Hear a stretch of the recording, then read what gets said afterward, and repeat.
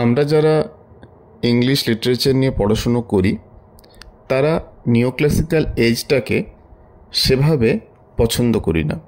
মানে Victorian age, romantic period, modern age, এ সবগুলোকে আমরা যেভাবে দেখি, নিওক্লাসিক্যাল পিরিয়ডকে আমরা সেভাবে দেখি না। এর অনেকগুলো কারণ আছে। এর কারণ হচ্ছে, একটা কারণ সম্ভবত নিওক্লাসিক্যাল পিরিয়ডের যে রেঞ্জ সেটা অন্যান্য যে কোনো এজের থেকে বেশি। সেটা হচ্ছে 1660 থেকে 1798 অবধি। প্রায় 138 বছর ধরে নিওক্লাসিক্যাল এজ থেকেছে। সুতরাং এর ক্রিয়েটিভ বা লিটারারি আউটপুট অন্যান্য এজের থেকে অনেক বেশি। মনে রাখা কঠিন, সেটা একটা সমস্যা হয়। এছাড়াও যে ধরনের লেখালেখি হচ্ছিল সেই লেখালেখিগুলো আমরা ঠিক এনজয় করতে পারি না। কেন পারি না বা কেন আমরা ফিল করি না, সেটাই এই অডিওতে আমরা আলোচনা করব। তার আগে এটা বুঝে নেওয়া উচিত যে নিওক্লাসিক্যাল পিরিয়ড কেন বলা হয়। নিও কথাটার মানে হচ্ছে নিউ, আর ক্লাসিক্যাল মানে হচ্ছে যে এজটায় রোমান বা ল্যাটিন, গ্রিক এ সমস্ত রাইটার্সরা লেখালেখি করতেন। মানে হোমার, হোরেস, ভার্জিল এরা লেখালেখি করতেন, সেই এজটাকে বলা হয় নিওক্লাসিক্যাল এজ। এই নিওক্লাসিক্যাল এজ মানে যারা 1660 আর 1798 মধ্যে লিখছেন, তারা কিন্তু তাদের ইন্সপিরেশনটা নিচ্ছেন এই অ্যারিস্টটল, হোমার, ভার্জিল এদের থেকে। মানে যারা গ্রিক, ল্যাটিন লিটারেচারের এক একজন স্টলওয়ার্ডস। এবং ওই মানুষগুলো মানে হোমার, ভার্জিল, অ্যারিস্টটল বা সোফোক্লিসকেও যদি ধরি, তারা তো সিরিয়াস জিনিসপত্র লিখতেন। তারা মানুষের কথা লিখতেন, মোরালিটির কথা লিখতেন, স্পিরিচুয়ালিটির কথা লিখতেন, সোসাইটির কথা লিখতেন। এবং পরবর্তীকালে নিওক্লাসিক্যাল পিরিয়ডে John Dryden, Alexander Pope, Daniel Defoe, Jonathan Swift তারা কিন্তু এই মোরাললেস ওই ক্লাসিক্যাল মডেলটাকেই ফলো করেছেন। এবার এই ধরনের লেখা সেটা হয়তো 17th বা 18th সেঞ্চুরির অডিয়েন্সের ভালোই লেগেছিল, তা না হলে তারা লিখবেন কেন? কিন্তু এই ধরনের অ্যানালিটিক্যাল সিরিয়াস রাইটিং এবং ওই ধরনের ল্যাঙ্গুয়েজ আমাদের এই 21st সেঞ্চুরির রিডার্সদের পক্ষে হজম করা একটু শক্ত। সেই জন্য হয়তো আমরা এজটাকে ততটা ভালোবাসতে পারিনি।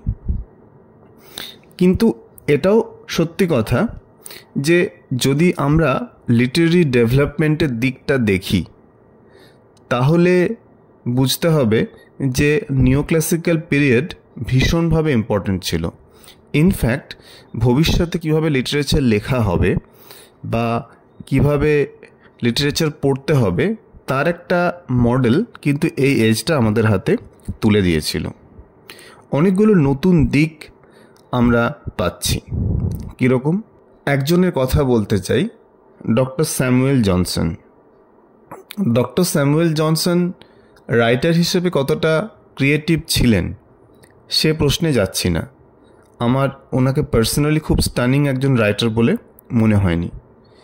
কিন্তু যে যে ক্রিটিক্যাল কাজগুলো উনি করে গেছেন, যেমন উনি 1755 এই সালে প্রথম ডিকশনারি তৈরি করলেন, আর dictionary of the English language, যে একটা স্ট্যান্ডার্ড ইংলিশ ডিকশনারি থাকা যে দরকার তিনি সেটা কিন্তু করে দেখিয়েছিলেন। সুতরাং আমরা যে ডিকশনারি পড়ছি সেটা ডিজিটাল ফরম্যাটেই হোক বা হার্ড বাউন্ডেই হোক, সেটার শুরু কিন্তু করেছিলেন স্যামুয়েল জনসন। আমরা 16th সেঞ্চুরিতে জন ডানেরা যখন লিখছেন তাদেরকে তো আমরা মেটাফিজিক্যাল পোয়েটস বলছি। কিন্তু এই যে এই ধরনের পোয়েটসদেরকে মেটাফিজিক্যাল বলা হবে, এটাও কিন্তু কিছুটা ডক্টর জনসনের মাথা থেকে এসেছিল।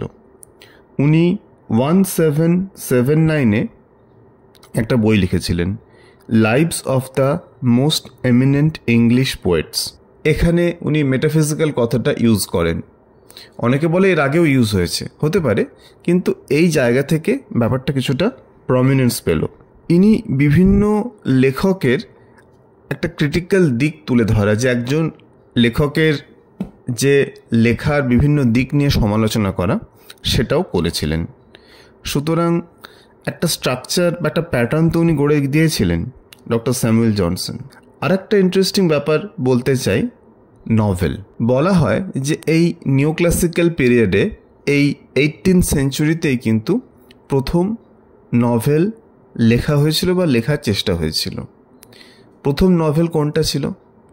অনেকে বলেন ড্যানিয়েল ডিফোর রবিনসন ক্রুসো, আবার কারো কারো ধারণা জনাথন সুইফটের গালিভার্স ট্রাভেলস, আবার অনেকে অন্য কোনো বইয়ের নাম বলেন। কোনো কনসেনসাস নেই যে এইটাই প্রথম নভেল। পড়ে দেখতে গেলে ডিফোর রবিনসন ক্রুসো বা জনাথন সুইফটের গালিভার্স ট্রাভেলস কোনোটাকেই ঠিক নভেল প্রপার বলা যায় না। কারণ যদি আমরা গালিভার্স ট্রাভেলস দেখি, সেটা বেসিক্যালি 4টে বুককে একসাথে কালেক্ট করা হচ্ছে। আর ড্যানিয়েল ডিফো একজন সেইলারের জীবনের কথা বলছেন, অ্যাডভেঞ্চারের কথা বলছেন।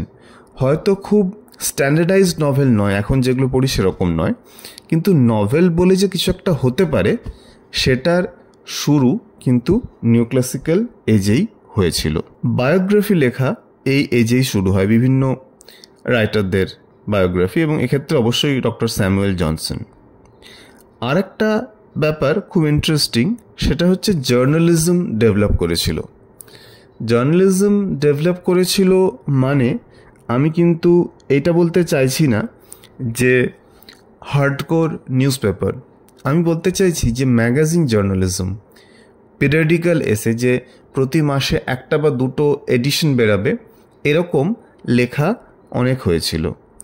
যেমন দ্য স্পেকটেটর, দ্য র্যাম্বলার, এইরকম আরও নানা লেখা সেই সময় এসেছিল। এবং জোসেফ অ্যাডিসন, স্টিল, এরা কিন্তু সেগুলো লিখেছিলেন। এই লেখাগুলোতে লিটারেরি ক্রিটিসিজম থাকতো, অটোবায়োগ্রাফি থাকতো, বিভিন্ন ক্যারেক্টার স্কেচ থাকতো, যেটা সেখানকার মানুষদের কিন্তু বেশ পছন্দ হয়েছিল। আর এটাও সত্যি যে 18th সেঞ্চুরিতে লিটারেসি রেট অনেকটা বেড়েছিল, প্রিন্টিং প্রেসগুলো ডেভেলপড হয়েছিল। সুতরাং মানুষের পক্ষে পড়া সুবিধা হয়েছিল, এবং যারা লেখালেখি করছেন তারাও কিন্তু অনেক বেশি রিডার পাচ্ছিলেন আগের গ্রুপগুলো থেকে। এবার দুজনের নাম আমি করতে চাই। একজন হচ্ছেন আলেকজান্ডার পোপ, আরেকজন হচ্ছেন জন ড্রাইডেন। জন ড্রাইডেন মানে এই দুজনের মধ্যে সিনিয়র ছিলেন আলেকজান্ডার পোপের তুলনায়, সুতরাং ড্রাইডেনের কথা আগে বলি। এবার ড্রাইডেনের অবশ্যই তিনি প্রচুর হিরোইক ট্র্যাজেডিজ লিখেছেন। এছাড়াও তিনি পলিটিক্যাল ল্যাম্পুনিংয়ের জন্য বিখ্যাত ছিলেন। আগে তিনি অলিভার ক্রমওয়েলের সাপোর্টার ছিলেন, যিনি চার্লস দ্য ফার্স্টকে সরিয়ে ক্ষমতায় আসছেন। কিন্তু যখন রেস্টোরেশন হচ্ছে 1660-তে, তিনি খুব তাড়াতাড়ি নিজের অ্যালিজেন্স বদলে নেন, দল বদলে নেন, এবং তিনি চার্লস দ্য সেকেন্ডকে ডিফেন্ড করে একটার পর একটা লেখা লিখতে থাকেন। সুতরাং তিনি তার জন্য অ্যাওয়ার্ডও পান।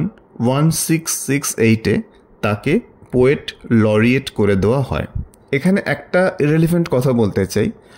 আমরা সবসময় বলি যে এখনকার যারা পোয়েটস, ফিল্ম মেকার্স, তারা সবসময় রুলিং পার্টিকে প্যাম্পার করে, কিন্তু জন ড্রাইডেনের কথাটা পড়লে তোমরা বুঝতে পারবে যে মানুষ মানে যারা পোয়েট, যারা আর্টিস্ট, তাদেরকে ভগবান ভাবার কিছু নেই। তারা সুযোগ পেলেই দল পরিবর্তন করেন, যেদিকে সুবিধে হবে সেদিকে তারা হাঁটতে চান। জন ড্রাইডেনের দুটো কবিতা আমি পড়েছি যেটা খুব বিখ্যাত, অ্যাবসালোম অ্যান্ড অ্যাকিটোফেল আর ম্যাক ফ্লেকনি। তো এই দুটোই স্যাটায়ার, বিদ্রুপাত্মক লেখা, এবং দুটোই ইন্টেন্সলি পলিটিক্যাল। বিশেষত অ্যাবসালোম অ্যান্ড অ্যাকিটোফেল তো ভীষণভাবে পলিটিক্যাল। এবার আপনি যদি ইংল্যান্ডের পলিটিক্সটা কি চলছিল সেই সময় সেটা না জানেন, তাহলে আপনি রিলেট করতে পারবেন না। সুতরাং আমরাও ওই সময়কার পলিটিক্সটা তো সত্যিই খুব ভালোভাবে জানি না, জানা সম্ভব নয়, সেজন্য আমরা অনেক সময় রিলেট করতে পারি না, একটু আউট অফ প্লেস লাগে, আমরা যে ডটগুলো সেগুলো কানেক্ট করতে পারি না। কিন্তু একটা কথা বলতেই হয় যে এই সমস্ত লেখাগুলো ব্রিলিয়েন্ট পিসেস অফ রাইটিং, মানে এইরকম পলিটিক্যাল স্যাটায়ার, বিদ্রুপাত্মক লেখা আর তার সঙ্গে বিবলিক্যাল অ্যালিউশন আমার কখনো চোখে পড়েনি। আলেকজান্ডার পোপ আমার মনে হয়েছে যে উনি অনেকটা লিখতেন পার্সোনাল গ্রাজ মেটাতে। ওনার বেশ কিছু শত্রু ছিল বা রাইভাল ছিল, তাদেরকে তিনি লেখার মাধ্যমে আঘাত করতেন। সে the rape of the lock হোক, দ্য এপিসেল টু আরবাটনট হোক, লেখাগুলো ব্রিলিয়েন্ট, কিন্তু তুমি যদি কনটেক্সটটা না জানো তাহলে তুমি কি করে বুঝবে যে কোন কনটেক্সটে তিনি লিখছেন। সুতরাং পোপ বা ড্রাইডেন নিওক্লাসিক্যাল এজের এই দুই সুপারস্টারকে পড়তে গেলে সবচেয়ে বেশি যেটা প্রয়োজন সেটা হচ্ছে সেই এজ সম্পর্কে একটা কনটেক্সট, মানে কনটেক্সটটাই এত কমপ্লিকেটেড যে ওটা পড়তেই আমাদের অনেক সময় লাগে। আর একটা কথাও বলে রাখা ভালো যে পোপ বা ড্রাইডেন এরা দুজনই অসাধারণ লেখক নিজেদের মতো করে, কিন্তু এদের লেখাগুলো পড়তে গেলে আপনাকে বিবলিক্যাল অ্যালিউশন জানতে হবে, বিভিন্ন মিথ জানতে হবে, আপনাকে বেশ নলেজেবল হতে হবে। সুতরাং এরকম মানুষ তো খুব বেশি পাওয়া যাবে না। সুতরাং ড্রাইডেন বা পোপ এরা কিন্তু একটু আপার মিডল ক্লাস বা এলিট ক্লাসকেই কেটার করেছেন, তারা সাধারণ মানুষের কাছে পৌঁছতে চাননি, যেটা পরবর্তীকালে রোম্যান্টিক পোয়েটসটা এসে করেন। জন মিল্টন বিখ্যাত পোয়েট ছিলেন, কিন্তু তাকে আমরা নিওক্লাসিক্যালদের মধ্যে ফেলব না, কারণ উনি যখন মেজর লেখালেখি করছেন তখন জাস্ট নিওক্লাসিক্যাল পিরিয়ড সদ্য শুরু হচ্ছে এবং মিল্টন শেষ হয়ে আসছেন। সুতরাং তাকে ঠিক নিওক্লাসিক্যালদের মধ্যে মনে হয় প্লেস করা যায় না। নিওক্লাসিক্যাল এজ বলতে গিয়ে আমি একটা অর্গানাইজেশনের কথা বলবো, সেটার নাম হচ্ছে রয়্যাল সোসাইটি। রয়্যাল সোসাইটি যেটা সায়েন্সের বিভিন্ন দিক নিয়ে রিসার্চ করার জন্য তৈরি হয়েছিল 1660-তে। তার কাজ ছিল যে ন্যাচারাল নলেজের বিভিন্ন দিককে দেখাশোনা করা, এবং এটা নিয়ে প্রচুর কন্ট্রোভার্সি আছে। যেমন অনেকে মনে করতেন যে রয়্যাল সোসাইটির সঙ্গে যারা যুক্ত আছেন, যে সমস্ত ফেলোজ আছেন, তারা শুধু ফান্ডগুলো নষ্ট করেন এবং মিনিংলেস আনপ্রোডাক্টিভ জিনিসে রিসার্চ করেন। তোমরা যদি গালিভার্স ট্রাভেলস পড়ো বুক 3-তে, সেখানে স্পষ্টই বোঝা যাবে যে রয়্যাল সোসাইটিতে যে সমস্ত উদ্ভট কাণ্ড কারখানা হতো সেগুলোকে তিনি ব্যঙ্গ করেছেন। এটা সত্যি।